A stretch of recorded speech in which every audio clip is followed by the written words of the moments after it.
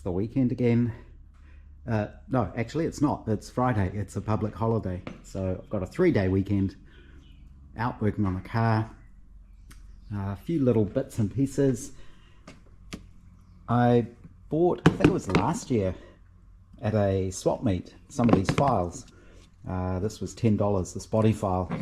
So this is a brand new file. I thought I'll get a decent holder for it. So I bought one of these adjustable holders. I'll use that to help file the body. I have tested it somewhere here.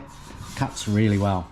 I'm not sure if you can see that, but you file in a crosshatch kind of pattern and it shows up all the high spots and low spots pretty easily.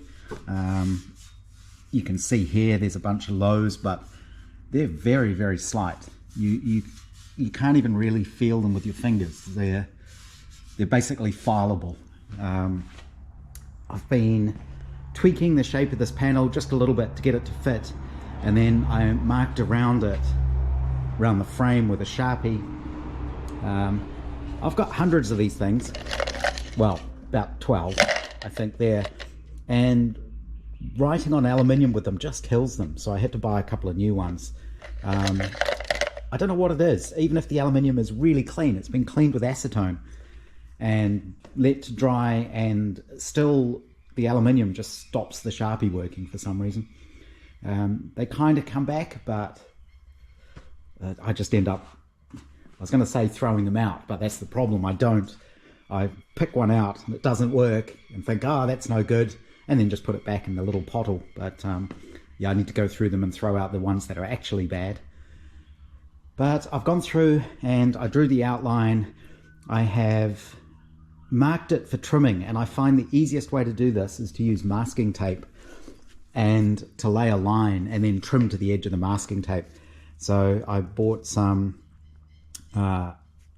this is effectively 1 inch and more or less 3/4, but they're metric, so 25mm and 18mm instead of 19 for the 3/4. But you can trim it a little bit over. I put it a little bit over on the line. So I'm going to trim this, which will just make it a bit easier to put it on and off the frame. I've got the frame clamped to the bench, which means I can work on it. I'm thinking about making a kind of sawhorse type thing, some sort of wooden frame. The wobbly frame isn't much good, but I have got some leftover timber from my wall there. Maybe I can make something with that, because I'm going to have to take the back half of the frame off so I can start doing the aluminium work there. The other thing I want to do today is I've been doing some bouncing up and down on the rear suspension of the car, and this side of the body is maybe 1/4 of an inch, possibly 1/2 inch closer to the shock absorber than the other side, so it's actually hit. That's a pretty big deflection. It's basically hitting the bump stops when it does this. But what I'll do is I'm going to shave this down just a little bit. I've got plenty of timber here to do that. I'll just tweak that shape just a fraction so that it clears like on this side. So you can see I've got a gap there, and this is a little bit flatter, whereas I don't have as much gap here, and this sticks out a little bit more. So just a little tweak there. Even if that isn't a perfect fair curve there, it shouldn't matter, because it's all behind the wheel. You won't really see it if there's a little bit of a strange shape going on there, but 1/4 of an inch off there isn't going to make much difference. But I still haven't decided exactly where I'm going to split and weld these particular panels. I think definitely this top piece will be a panel, the side maybe to here somewhere, and then the back, something like that. I was also looking at pictures of original cars and replicas and specials, just to see how they do the boot lid. It seems to be different ways of doing it. On the frame here, the aluminium does just kind of wrap around. Some of the original cars seem to have an extra strip of metal screwed on here. I'm not sure if that's steel or not.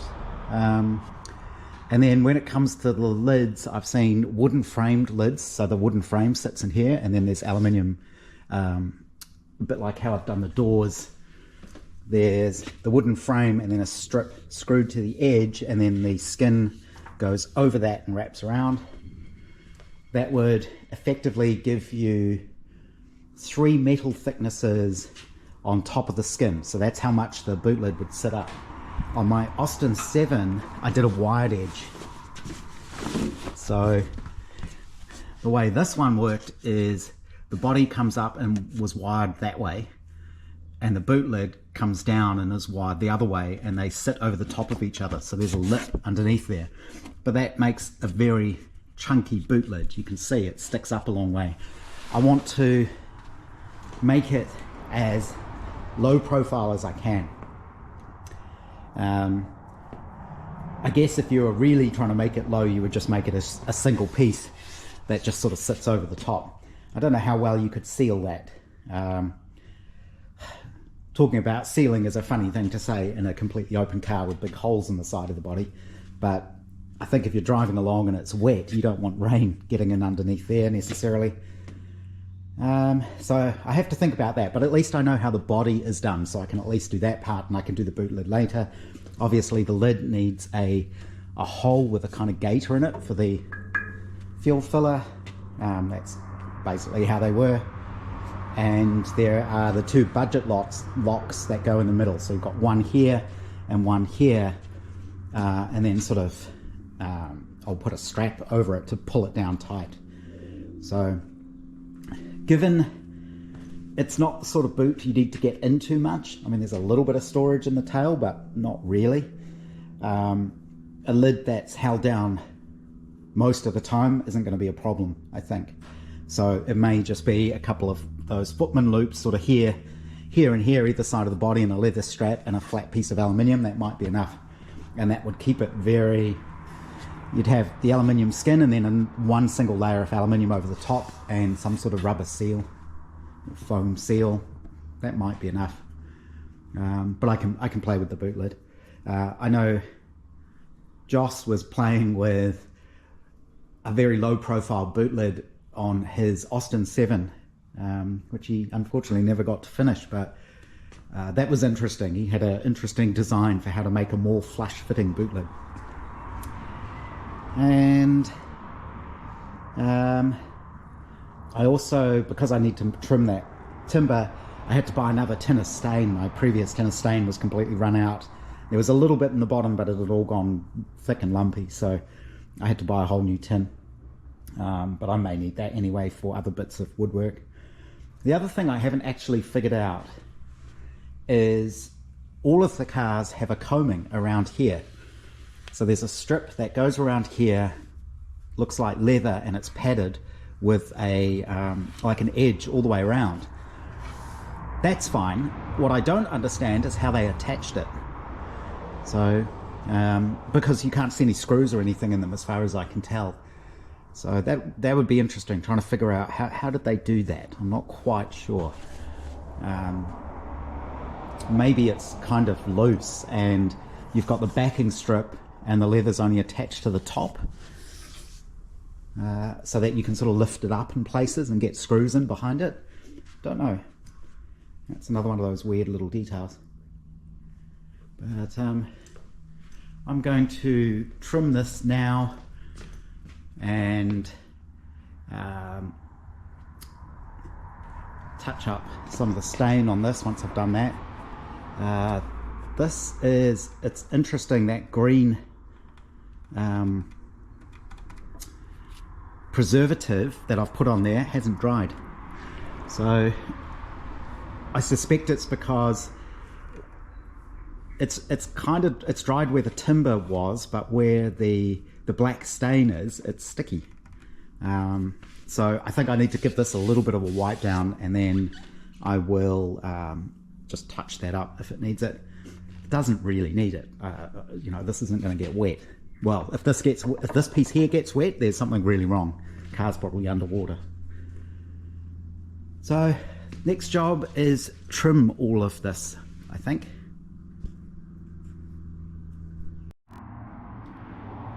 This is the panel trimmed.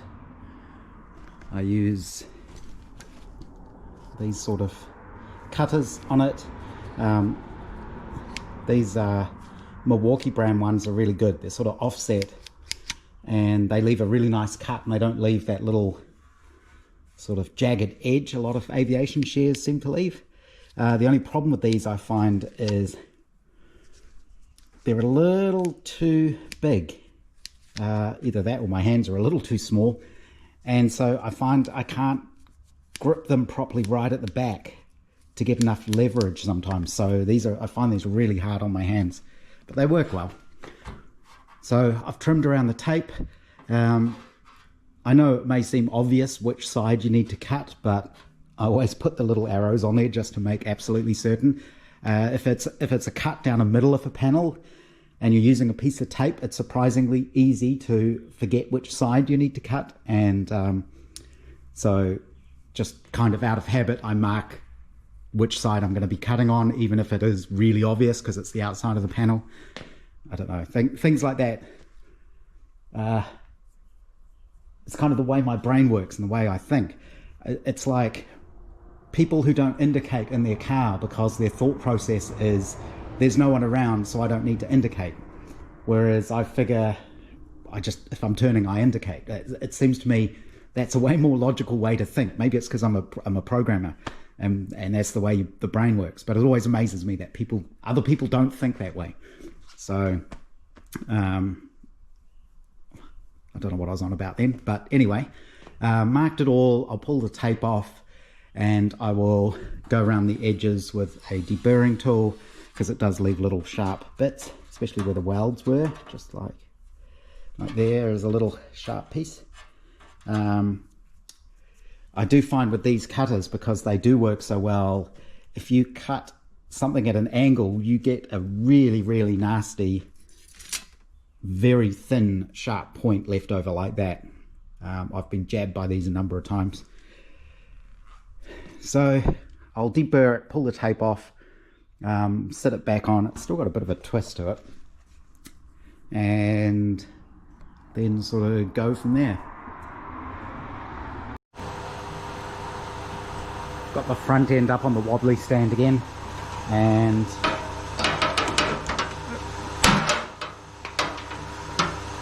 these clamps tend to slip, which is a bit annoying.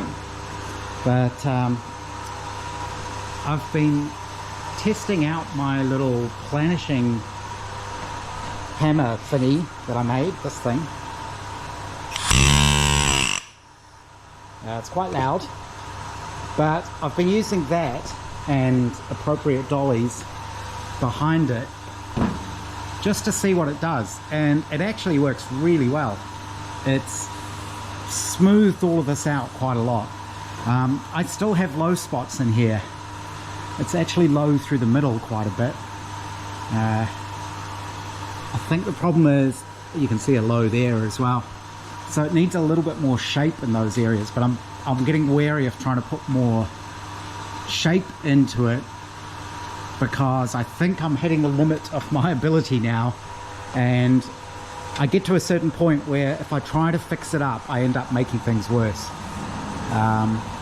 So this car, I think, is going to end up with it'll be a smooth finish, but it's not going to be perfectly, it's going to have a few waves in it, I imagine. That should be all right. So I've trimmed it all, of course. It's much nicer when it's all trimmed. I don't know, it just seems a lot more satisfying. I still need to figure out how I'm going to do these corners when I hammer these round, because you don't want a sharp corner, it would crack.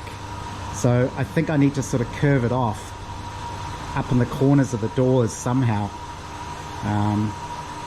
Yeah, it's going to be a little bit tricky, but yeah, that planishing hammer definitely smooths it out and brings up a lot of the little low spots. But these bigger ones, like here and here, I think that would need a bit more wheeling just to try and bring up the shape, and that's where I struggle a little bit. I could try and put some in there. Yeah, it's definitely low in there.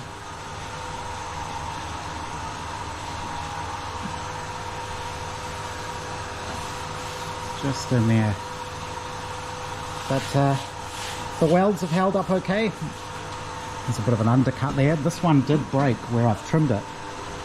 So, but that's in the corner of the door, so I think that'll be trimmed away a little bit when I wrap the skin around. But the rest of it's holding up, even at the edges. There's it there.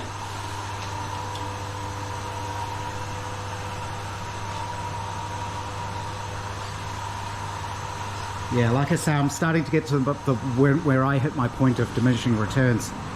So I might just try and wheel out those low spots just to see if I can get a little bit better. So this is what I mean about hitting the limits of my talent. I did try putting a little bit more shape in here, and that did work. And you would think you'd just bring up this piece of the panel, which is theoretically what you're doing, but it absolutely affects the rest of the panel. So I used to have this fitting fairly well, and now you can see it doesn't fit as well anymore because the shape has changed. So I need to tweak this a bit more without adding more crown to it. I think I'm just going to leave it at that. I honestly don't think I can get it any better than I've got it at the moment. So I'm just going to try and get this back to the right shape so it fits properly, and then I'll probably start trying to clean it up and just get any local low spots sorted out.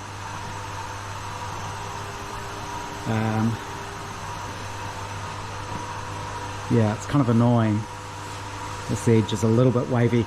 The other thing I think is going to happen is no matter how perfect I get this, I'm pretty sure as soon as I hammer the edges around, it's going to go funny anyway. And that worries me a little bit because with the timber here, you can't easily get behind the whole thing to sort of bump it out. But we'll see. I think before I fold that edge, when I get to that point, I'm going to anneal where I'm going to fold it. So I'll anneal a strip all the way around and just make it soft. I think that's going to make it easy, and then it's going to harden again as you hammer it against the wood. You don't want to shrink it when you're hammering it against the wood, although it will need a bit of a shrink because it's on a curve. So as you bend it in, there's going to be more metal there, so you will need to shrink it, or I will need to shrink it. On this edge, I'm guessing around here it's going to need to stretch a little bit. So I'm not going to try wheeling this anymore. Like I say, I get to a point where I just can't make it any better. So I'm going to try and get the shape back to where I want it, so it actually sits on the frame by itself in the proper position.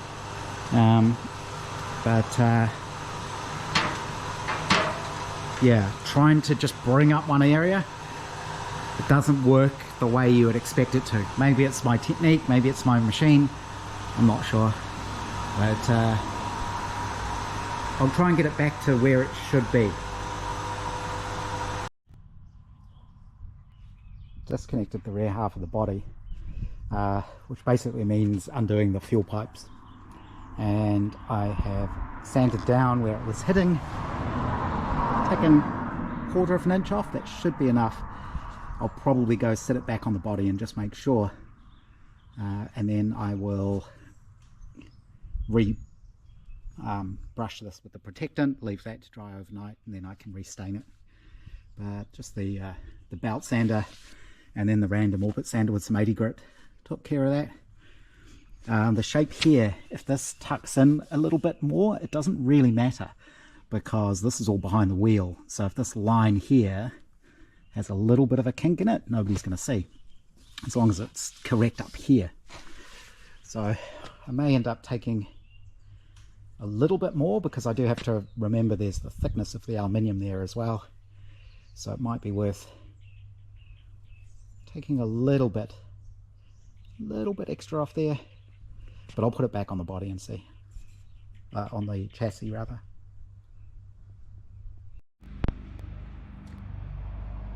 Gonna start finishing up for the day. So we've got the front pretty good now. with the clamps on it. You can see it's almost in the right place. The shape's not quite right somewhere. I think it'll be fine once I fold the edges around, but it's hard to know now where the shape needs to go to make it fit right. Got a little bit of a dent in there. So when I got this to fit properly, I sort of pulled this out and this piece went in. So I think I need a little bit of a stretch there.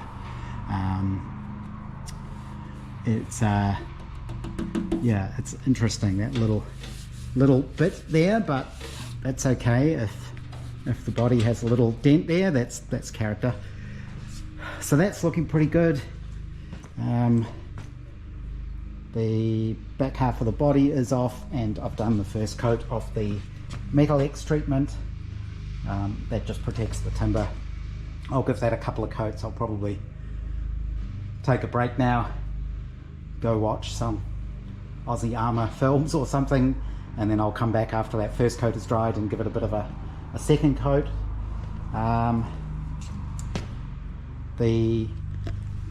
With the body off, I've just noticed that underneath there my diff definitely leaks a small amount. I'm not quite sure where. I've got a feeling it's actually coming out of the threads on the studs that are holding it on, or the bolts on this side. I'm pretty sure it's coming from here somewhere. So I did take those out and I put some thread sealer on the threads and then put them back in. So I'm not sure if that is fresh oil that's leaked out or new stuff, but if it only leaks that much after months, then I'm not too worried about it. I could actually drill a small hole in the bottom of that cover if I really wanted to, and it would just drip out, but it's fine collecting it there. I can just wipe it up every so often.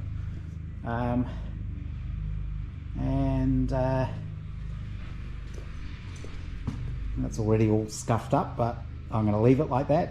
That kind of, I like the look. It's just honest use, wear and tear. So that's good. I worked out I didn't have enough timber to build another little frame, not quite enough. But I did find these beams, which is what the last lot of steel or plywood, something arrived on those, and I got to keep them, so they're quite handy. This wobbly frame is still wobbly, but it's not so bad now. And I think that's it for tonight. I've been pretty busy. We've got an awful lot going on at work at the moment, and that's honestly taking up most of my time. I don't have time for much else, even working on the car at the moment, because by the end of the day I'm just not in the mood. But I'm trying to progress things. It's coming along quite well. Now it's the weekend. It's a bit of a miserable day, but it's reasonably warm. I had the heater on and then I had to turn it off and open the door. I was getting too hot, but that's because I've been starting to file the front clip here. The compressor's on because I'm also using my little planishing hammer thing, but this file is really good because it's effectively brand new, so it cuts really well. And what I do now is file over the whole thing, and you can see where the low spots are because the file doesn't touch them, and then you just sort of bring those up, hammer and dolly behind, push on those, and I find that planishing hammer is making this really quite easy. It works really well, so I just need to hammer those. You can see these are kind of ripples in there from my uneven wheeling, but you can just feel those ones, the bigger ones up here. No, you can't even feel those now. So makes a mess everywhere of aluminium dust, but I'm just going to keep working on this. This will probably take quite a few hours, but it is the best way to show up where the low spots are, just filing. You can see where the file's touching and not touching. So, you see that? I think so. pretty much finished filing the side. A couple of minor lows, but that's getting to high build primer sort of levels. But I started on the top, and you can maybe see, to get the light just right, how uneven this is. And the file very clearly shows you where all the low spots are. So now it's a matter of planishing all of this smooth by finding these low spots and bringing them up. I think I've filed half of it now, more than half. I filed this half, and it's got reasonably smooth. You can see the comparison to the side I haven't actually done yet, where there's all these low spots and ripples and dimples, whereas the side I've done is getting pretty good. The file marks look a lot worse than they actually are. They look quite harsh, but they're not so bad. It's pretty rough over this side though. This file, because it's a new blade, is cutting really well. So, of course, I'll go over it all with the random orbit as well. It leaves quite a mess, so there's quite a bit of aluminium around. One of the problems with that is it's slippery, and I actually fell over. I was standing inside the frame, and I lost my balance and fell onto my elbow on the floor, so luckily I didn't break anything. I had to go inside and have a wee rest for a little bit, but it's getting there now. I'm going to vacuum some of this aluminium dust up, because like I say, it's getting a bit treacherous, and start working on this other side. See, there's still a low there. It's definitely getting better. There's a low there.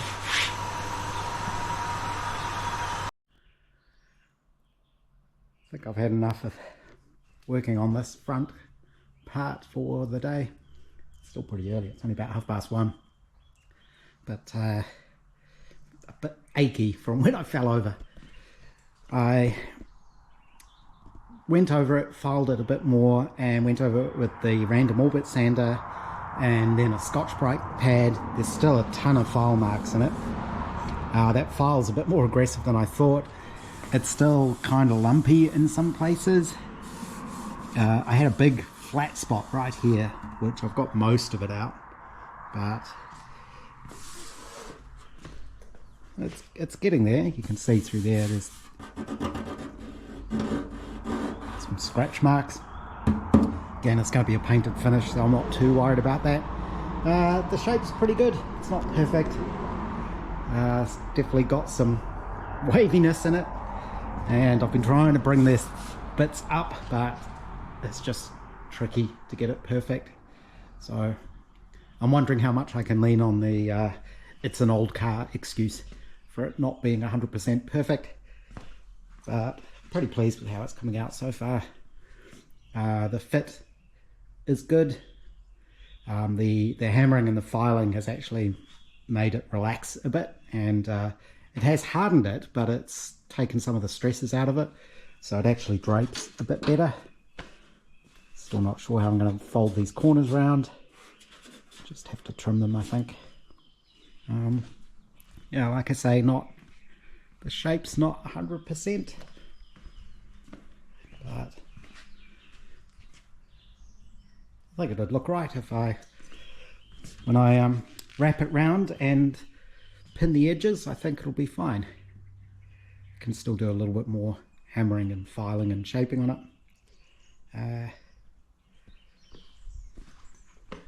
I think I need to take the skin off and just touch up some of the black stain on this.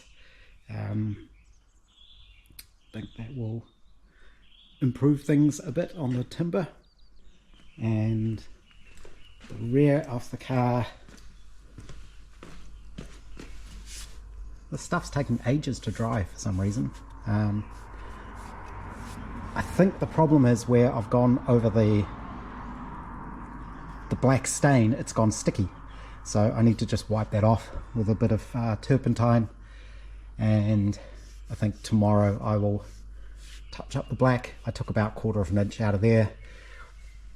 The shape's still, that'll be fine. Like I say, it's it all goes behind the wheels, so you're not going to be able to notice if it's a little bit not quite a fair curve just behind there. I guess the next thing that I'll start doing, the stain isn't dry, the next thing I will do is, I guess, start making some of the tail pieces. That's going to be interesting. Yeah, sort of looking at it, I think there'll be a panel that goes there, do the tail as a separate piece and weld it together, something like that. I'm not sure I've got enough aluminium, so I may need to order some more.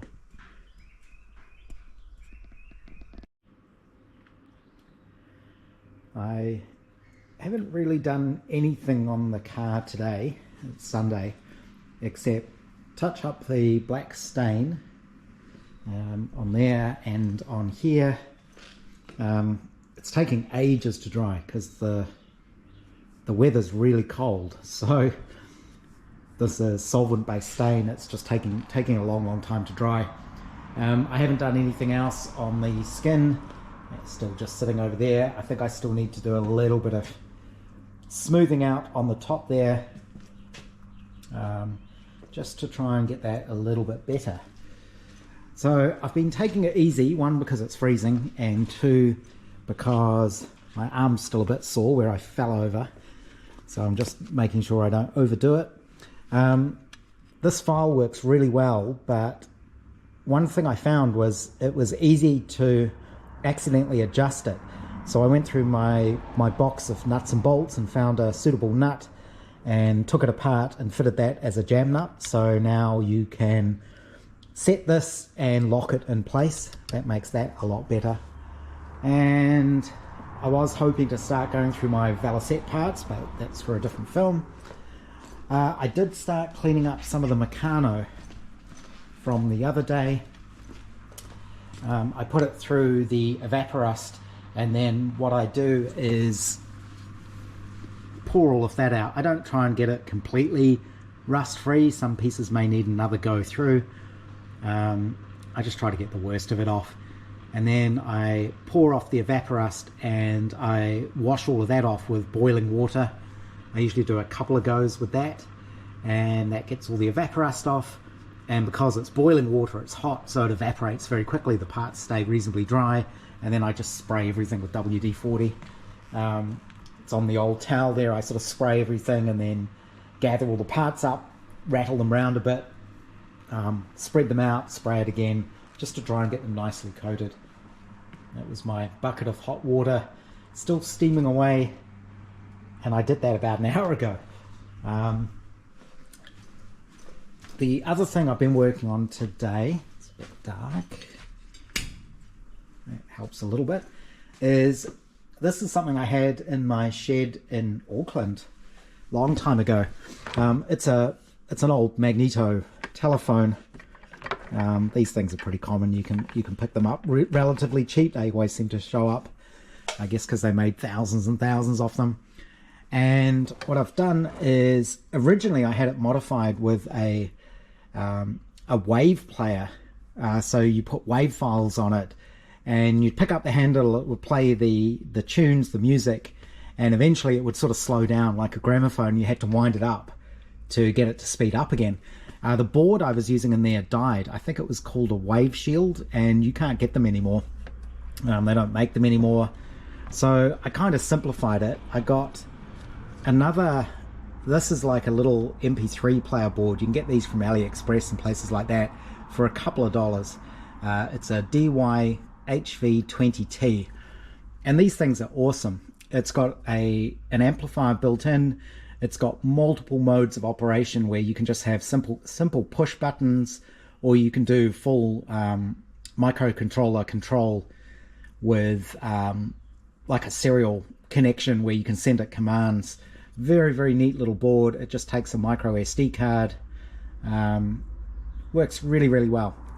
And all I've done with this one is I've got a few different tunes that play on there, and I added a little circuit which is hooked up to the magneto.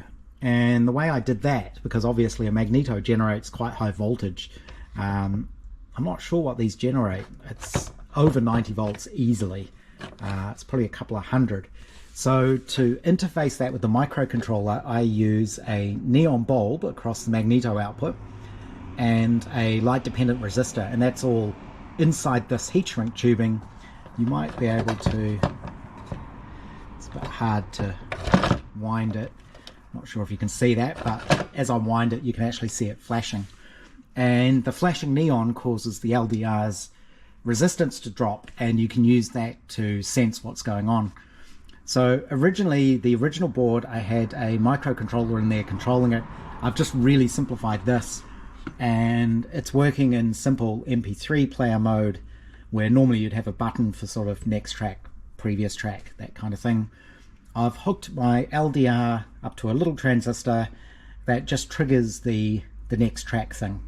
So the way this works is it's powered off batteries. I'm currently 3D printing a little plastic housing. This will live up in here. I've removed one of the bells. Batteries just fit in there. So the idea is I'm going to put this up on the wall here somewhere. But the way this works is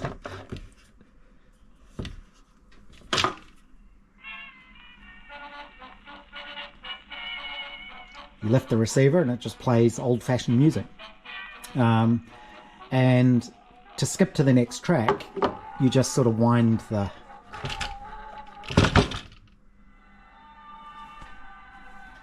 I wonder if I'll get copyright claims. Oh, that one's quiet.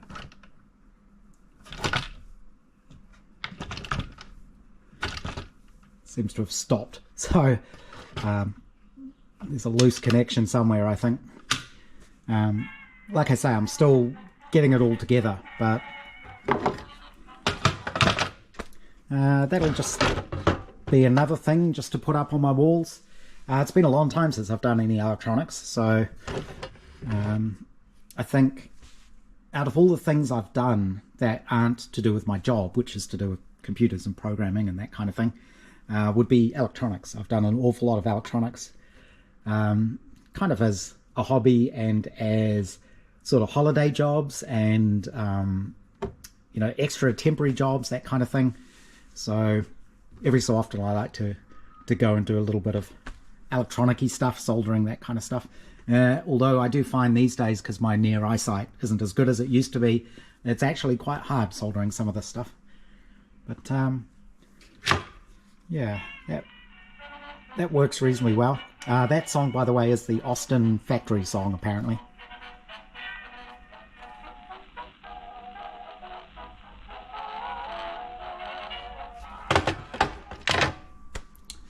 So, as I say, I'll put that up on the wall somewhere. I'm not sure where. Maybe just up here or up there or somewhere above the desk. And I still need to make a shelf or something for my little Meccano Brooklands. It did occur to me, maybe what I could do is make a shelf, but make the background of it like the curved banking at Brooklands, and sort of have this sitting up there, kind of going around the banking maybe. Not sure. Put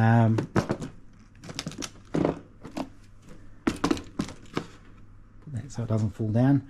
But yeah, like I say, I was cleaning up some of the Meccano. I've got lots of gears, rather lots of chain and sprocket. The Meccano chain is a bit of a pain, but I need to go through and rejoin a lot of this. I've got all sorts of little pieces there. And there's the old phone. So yeah, not really a lot of progress today, but because it was a longer weekend, that was fine. I managed to get 2 good solid days, and I'll leave it there.